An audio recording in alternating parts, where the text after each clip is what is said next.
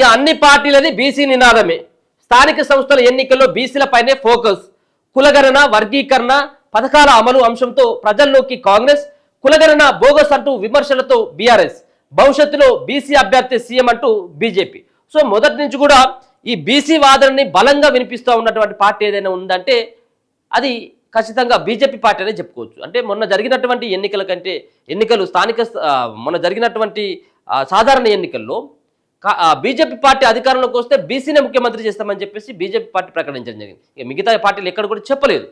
కానీ ఇప్పుడు సైతం కూడా మరి బీసీని ముఖ్యమంత్రి చేస్తూ ఉన్నటువంటి బీజేపీ పార్టీకి రెడ్డి సామాజిక వర్గం నుంచి ఆయన అక్కడ కిషన్ రెడ్డి అధ్యక్ష బాధ్యతలు చెప్పింది. సో ఏదేమైనప్పటికీ ఇప్పుడు రాష్ట్రంలో అంతా కూడా బీసీల యొక్క వాదన బలంగా వినపడతా ఉన్నది.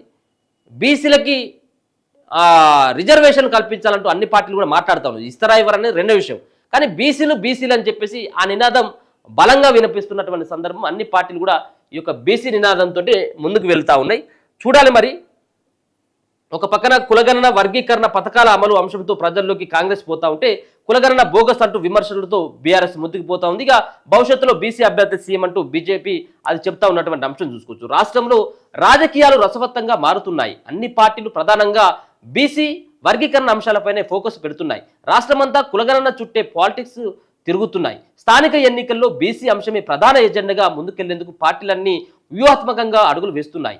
రాష్ట్ర ప్రభుత్వం ఇటీవల కులగణన సర్వే వివరాలు వెల్లడించడంతో లోకల్ బాడీ ఎలక్షన్స్ ఈ అంశం ప్రధాన అస్త్రంగా మారింది.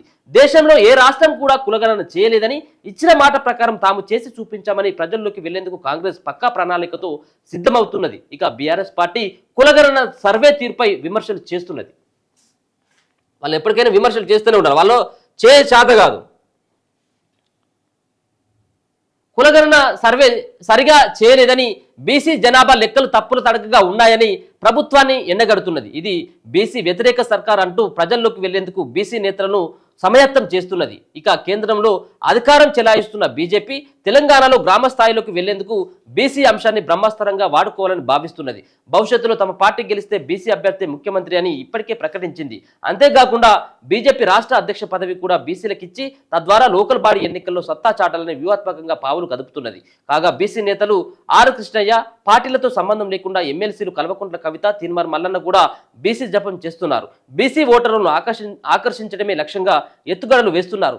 బీసీల విషయంలో వారిని ఆయా పార్టీలు వ్యూహాత్మకంగా ముందుకు నడిపిస్తున్నాయా అనే చర్చ రాజకీయ వర్గాల్లో నడుస్తున్నది. ఇటు కులగణన, అటు పథకాల అమలు.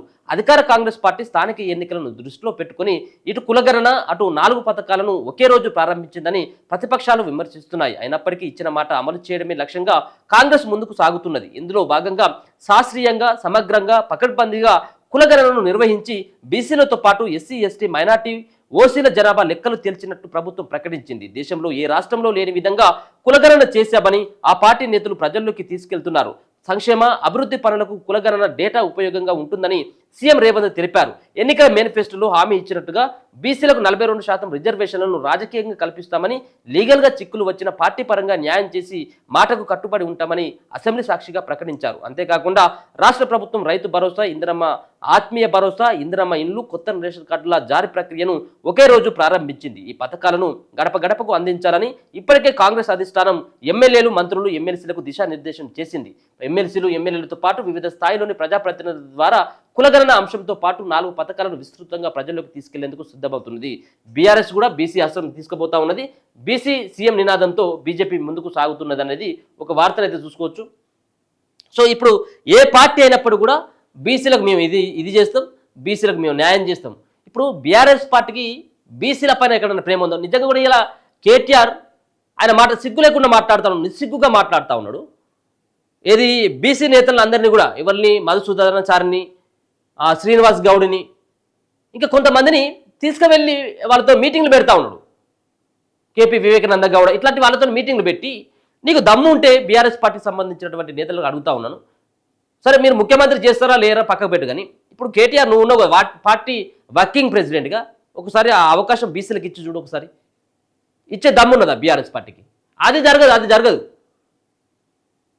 ఇలా ముఖ్యమంత్రి అయినా అక్కడ కేసీఆర్ కావాలి, లేకపోతే కేసీఆర్ కాకపోతే కేటీఆర్ కావాలి, హరీష్ కావాలి, కవిత కావాలి. వీళ్ళు కావాలి కానీ బీసీలు కావద్దు అన్నట్టు. మీరు ఒకవేళ దమ్ముంటే ప్రకటించారు, ఒకవేళ బీసీలని మేము ముఖ్యమంత్రి చేస్తాం అధికారంలోకి వస్తే. సో అది చేయకపోయినప్పుడు కూడా కనీసం వర్కింగ్ పార్టీ ప్రెసిడెంట్ గానే చేయరు, ఒక 4 సంవత్సరాల పాటు చూద్దాం. సో అది బీఆర్ఎస్ పార్టీ సంబంధించినటువంటి వాళ్ళది ఆ విధంగా బీసీల పైన ఏదో ప్రేమ ఉన్నట్టుగా వాళ్ళు ముసలి కన్నీరు కాల్చేటువంటి ప్రయత్నం చేస్తూ ఉన్నారు. కానీ ఇప్పుడు బీఆర్ఎస్ పార్టీ నేతల యొక్క మాటలు నమ్మేటువంటి పరిస్థితుల్లో జనాలు లేరు, అది అందరికీ అర్థమైపోయింది.